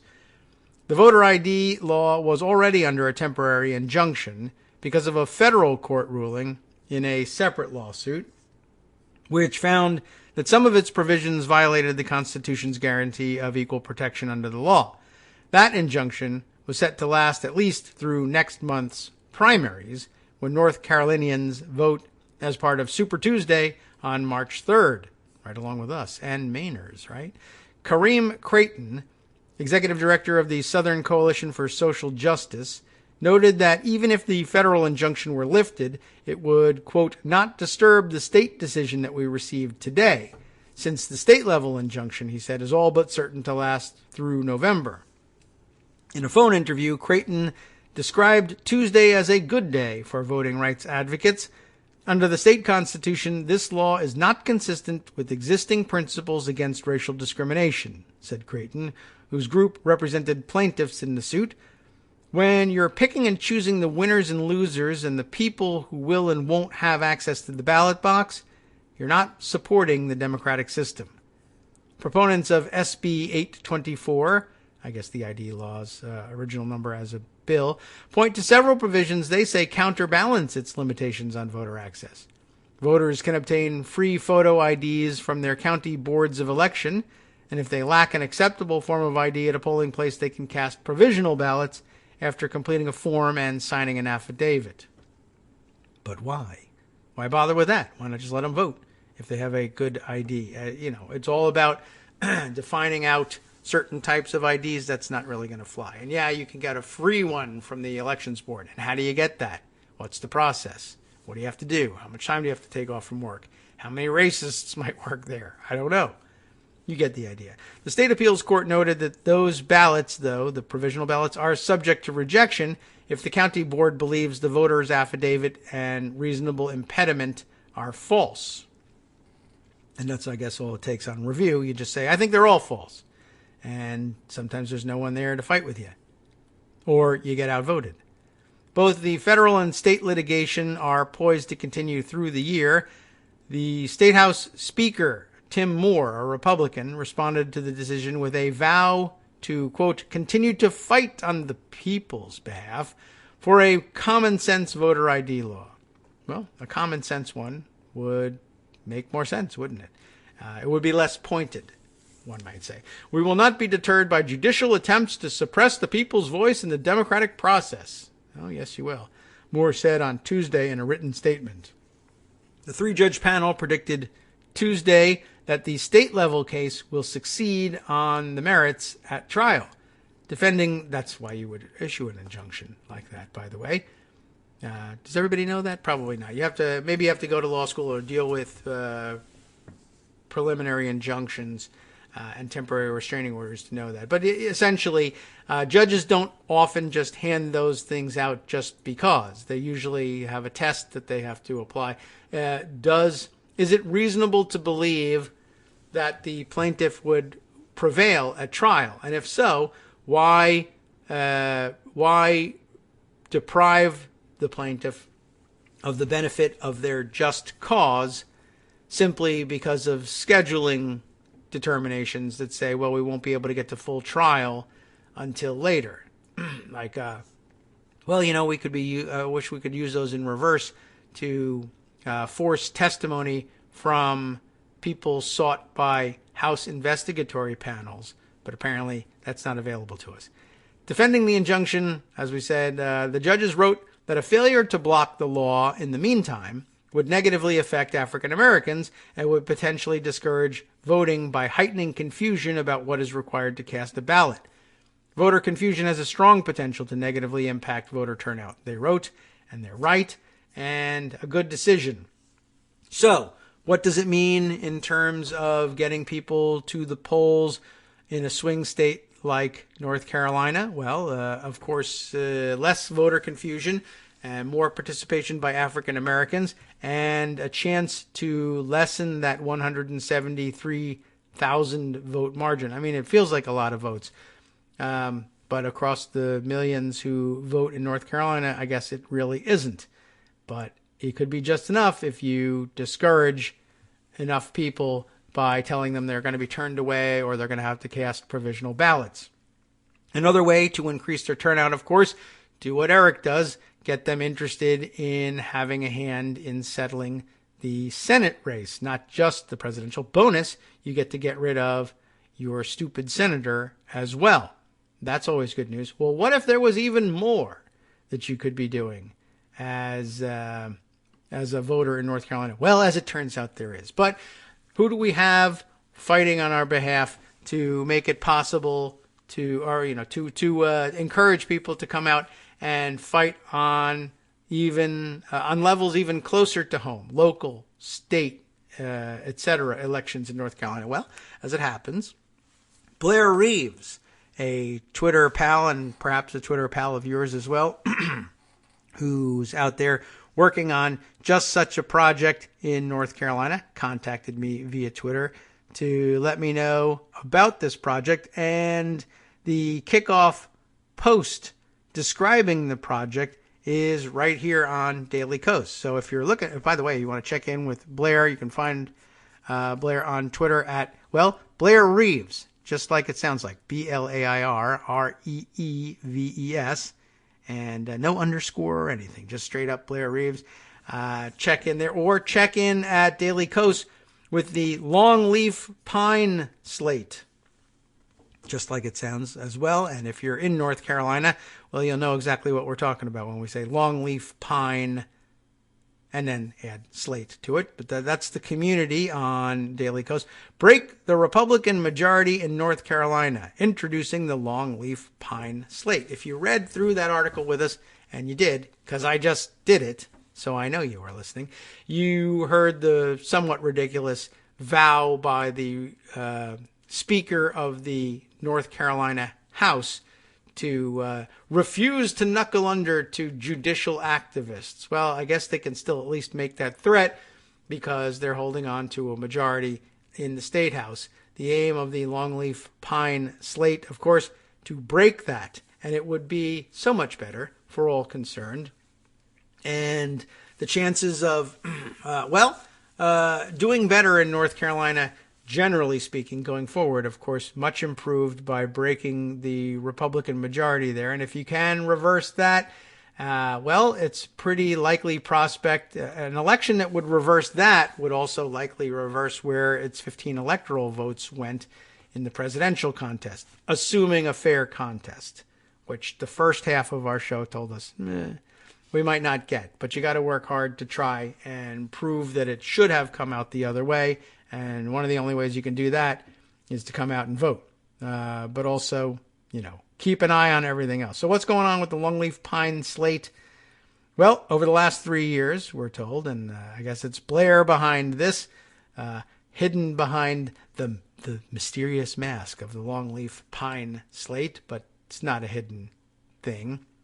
And you'll find in Blair's Twitter profile, I believe, yes, you will find his affiliation with that. So you'll know you hit on the correct Blair Reeves when you see the one who says that he is the creator of the longleaf pine slate at longleafpineslate.org, by the way, if for whatever reason you're listening to Daily Kos Radio, but refuse on principle to go and check out Daily Kos for some reason. You can read about it instead at longleafpineslate.org. Over the last 3 years, we've seen a parade of horribles from the Trump administration, but here in Carolina, we've been going on even longer. It's been going on even longer, rather. Ever since North Carolina Republicans used an unconstitutional gerrymander to entrench themselves into a supermajority in the General Assembly in 2011, it's been one thing after another. And remember, how did they get those gerrymanders done?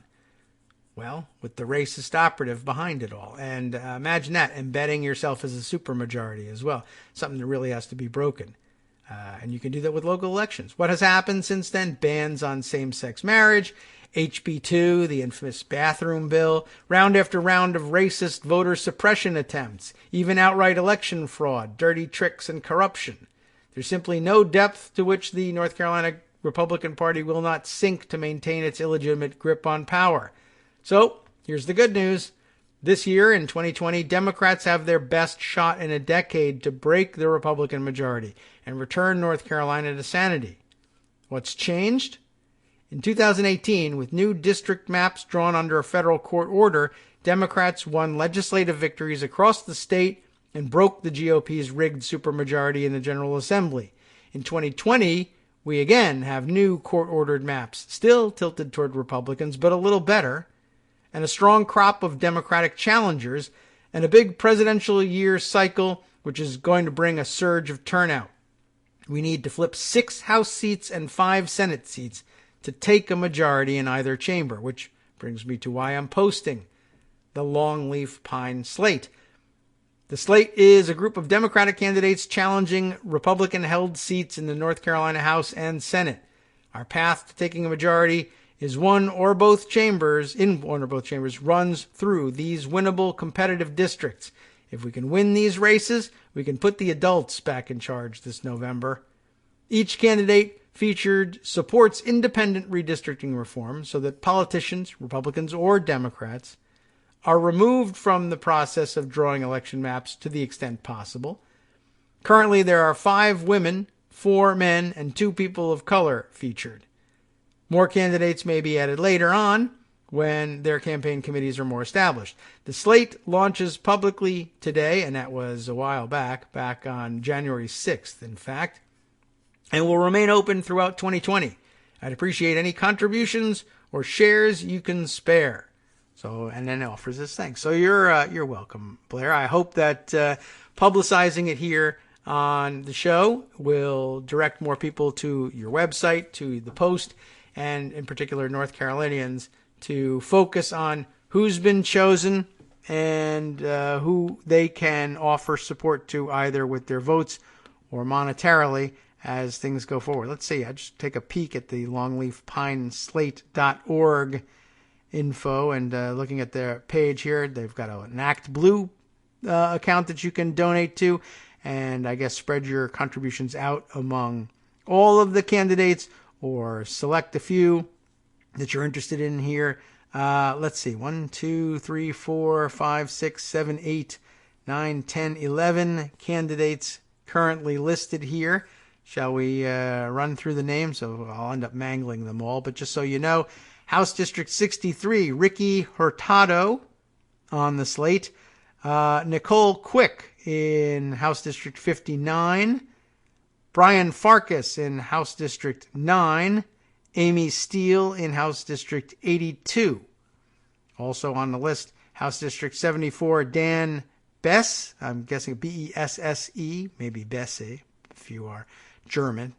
Gail Young in House District 83. Adam Erickson in House District 20. Terry LeGrand, Senate District 31.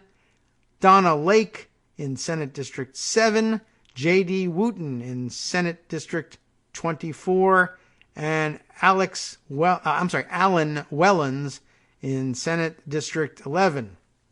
So, of interest to some of you, I'm sure. By the way, the location information on some of these folks, I guess we'll just, let's see. We're going to run into time trouble if I do all that. I'll tell you what. I'll have you sort through that on your own if you're a North Carolinian. Again, the place to go for that information, easiest to give you, is longleafpineslate.org. Check it out if you're in the neighborhood, or if you're not, but have some cash you might be able to spare for their election efforts. Now, switching gears entirely.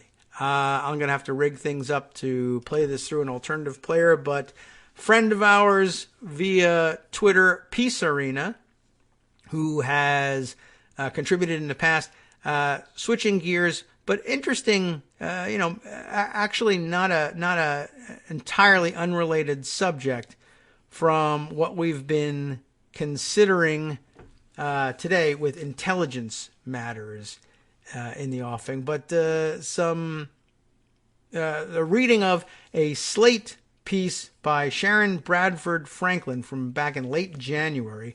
Congress needs to throw this surveillance program away. It's highly intrusive and ineffective, but some insist Congress should reauthorize it anyway. Let's find out a little bit about that to close things out. This is an article from Slate that was published on January 27th, 2020, and it is by Sharon Bradford Franklin, who is the policy director at New America's Open Technology Institute and the former executive director of the Privacy and Civil Liberties Oversight Board. This is under Slate's Future Tense partnership, where Slate, New America, and Arizona State University examine emerging technologies, public policy, and society. So here's the article. Congress needs to throw this surveillance program away. Remember the Snowden disclosures? It may seem like an eternity ago, but it was in 2013 that Edward Snowden revealed to the public the government's extensive warrantless domestic surveillance program. After he disclosed that the National Security Agency was scooping up millions of phone records showing Americans' calling patterns, Congress responded appropriately by ending that bulk collection program through the USA Freedom Act in June of 2015. But Congress never actually finished the job. It replaced the bulk program with one that is narrower, yes, but that continues to allow the government to invade our privacy by collecting massive amounts of phone records. Now it's time for Congress to finish what it started almost 5 years ago. On March 15, 2020, 3 U.S. surveillance law provisions are set to expire unless Congress reauthorizes them again. One of these is Section 215 of the USA Patriot Act of 2001, which authorizes the U.S. government to collect business records such as financial or hotel records. The USA Freedom Act added new subsections to Section 215 to permit the collection of call detail records, or CDRs, on an ongoing basis. CDRs, as defined by Section 215, consist of session identifying information, quote unquote. They show which phone numbers or other identifiers, like an international mobile subscriber identity number, are contacting which other numbers, and the time and duration of these connections. Congress created this Section 215 CDR authority in an attempt to replace the earlier bulk program with a more limited version. CDRs are the same kind of records that the NSA was collecting in bulk under the old program. When CDRs are assembled and analyzed at scale, the calling patterns can be highly revealing of very sensitive information. They can show your regular calls to a cancer clinic or a therapist. As Congress debates reauthorization of the expiring Patriot Act provisions, there are many important reforms it should enact, such as explicitly prohibiting targeting on the basis of race, religion, and other protected classes. But ending the Section 215 CDR program is a necessary and critical first step.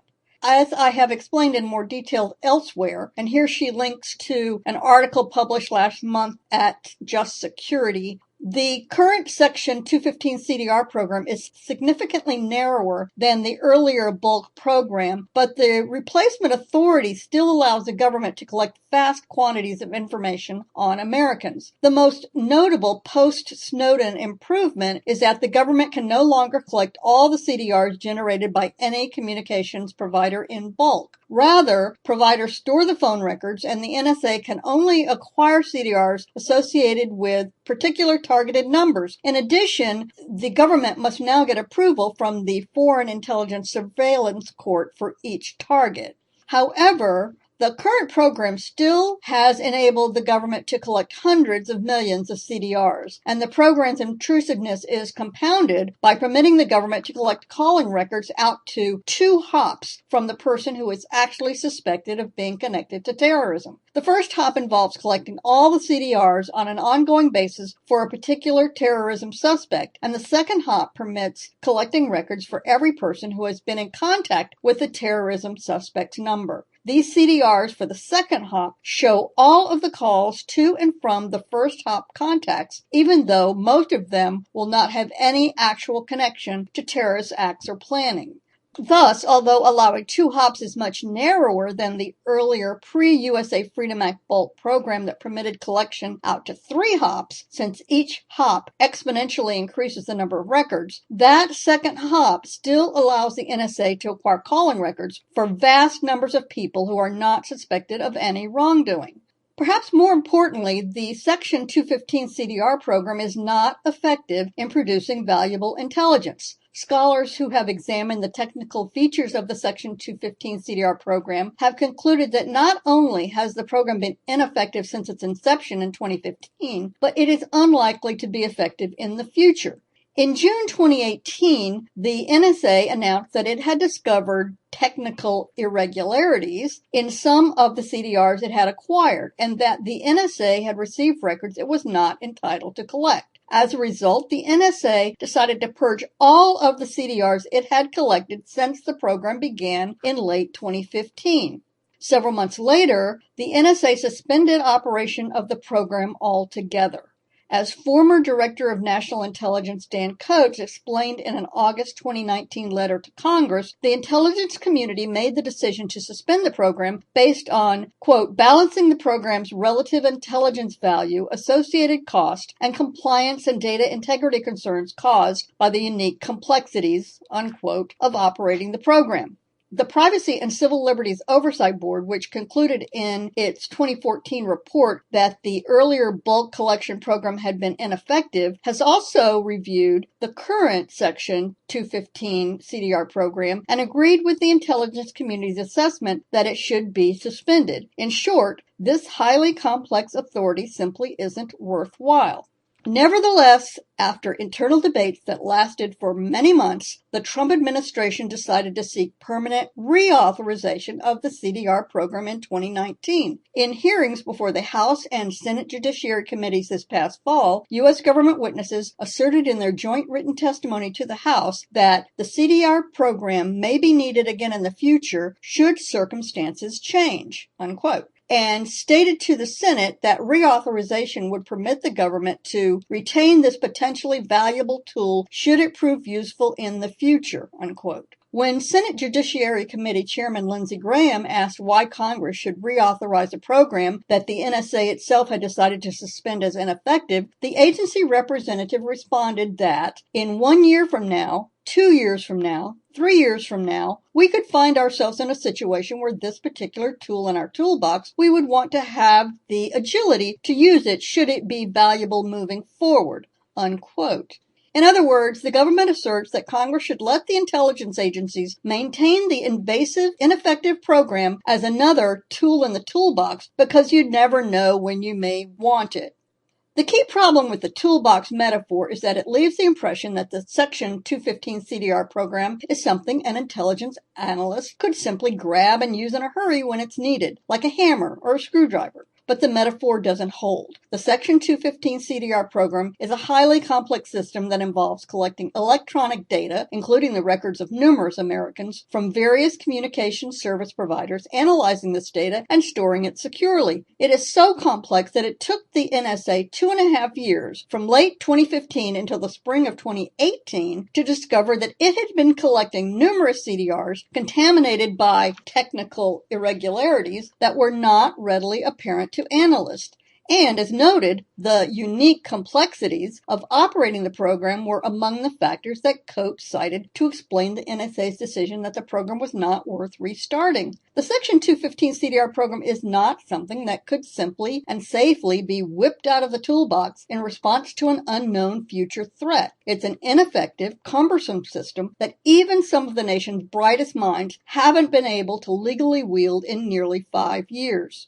Even if we did accept the administration's toolbox metaphor, its reasoning is deeply flawed. If you discovered that a tool was more dangerous than helpful, say an electric saw that was hard to use without cutting off a finger, you would get rid of it and rely on other, safer alternatives. You wouldn't store it in your toolbox for some hypothetical future use. And if one day in the future you learned that you had a project for which you really could use a mechanical saw, you would go out and procure a newer, safer version that met your new needs. Finally, as a matter of principle, intelligence agencies should not be given every tool they may want, and only those that they need, and only those that can be implemented in a manner that protects individual rights. Intelligence work is difficult, and foreign intelligence information can come from unexpected sources, but this does not mean that intelligence agencies should be given broad authorities to monitor everyone all the time. If, at some future date, our intelligence agencies conclude that collecting a new type of session-identifying information on an ongoing basis would provide needed intelligence on terrorists and other valid targets, they can go back to Congress at that time to seek a new authority tailored to the new need, one that incorporates robust safeguards for privacy and human rights. Fortunately, during the House and Senate Judiciary Committee hearings last fall, many members of Congress seemed aware of these issues and thus skeptical of the government's request for reauthorization of the CDR program. And encouragingly, late in November, Senators Richard Burr and Mark Warner, the chair and ranking member of the Senate Select Committee on Intelligence, respectively, introduced S. 2939, the Protecting Against International Terrorism Act, a bill that would terminate the Section 215 CDR program. Senators Ron Wyden and Steve Daines and Representatives Zoe Lofgren, Warren Davidson, and Pramila Jayapal have also introduced the Safeguarding Americans Private Records Act, which would revoke the authority for the CDR program. It is likely that there will soon be additional surveillance reform legislation introduced in the House that would end the CDR program as well. As Congress considers key reforms to U.S. surveillance authorities, it is time to abolish the Section 215 CDR program. The notion that we can never let a surveillance program expire because we never know when it may be useful may be tempting, but it is also dangerous. From the Church Committee's comprehensive investigation of domestic spying in the 1970s to the Snowden revelations of the last decade, Americans have seen too many reminders of how surveillance powers can be abused. This is Serena Blaze signing off. Back to you, David. All right. Thanks very much, Serena, and appreciate the contribution. And you know what? That timed out very nicely. As a matter of fact, brings us to the end of the show for today. But I was just going to comment on this because, I can't help commenting on almost everything. It's relevant to all we've been talking about, and particularly in the reconfiguration, to give a kind spin on it, of our intelligence communities by Donald Trump. Now, this was always problematic, and it was problematic for a long time and under the Obama administration too, and we have to acknowledge that. And it would be problematic pretty much for any administration, but so much more so for this abnormally problematic administration. A problematic program combined with a problematic administration is twice the problem, really. Honestly, this would be something you would be skeptical of putting in a president's hands, even if he was normal. Imagine the abilities that it gives to an unscrupulous president who wouldn't care about the strictures of law anyway, who's installed as a director of national intelligence and everywhere else, in the National Security Agency as well, installed essentially loyalist puppets who might not hesitate at all to turn over information to the president that it either inadvertently or purposefully gathered in the name of national security. Well, we're going to declare, how many times has he declared Democrats flat out to be terrorists, period? Well, why not use that ability to surveil your political enemies here in the United States? No one thinks that's beyond Donald Trump, right? Okay. Well, closing things out and handing the microphone over to Justice Putnam to continue with these thoughts and others. He's got a special Friday program for you, including news about the federal judge who ruled against stop and frisk now fact checks Bloomberg's debate performance. How do you like that? Can't get better than that. What else has he got on the rest of his menu? Trump's own top economic advisors poured cold water on his claims of the greatest economy in the history of our country. Not hard to do. And much more. I'll tell you about after this. From Daily Kos Radio on networksradio.com. You have been listening to the Kagro in the Morning Show with David Waldman. Here's more. New Mexico's Attorney General sued Google over illegally collecting personal data generated by children in violation of federal and state laws. And as if help from Russia wasn't enough, the GOP is set to spend $10 million to make it harder for people to vote. We just undid that in North Carolina. That and much more next.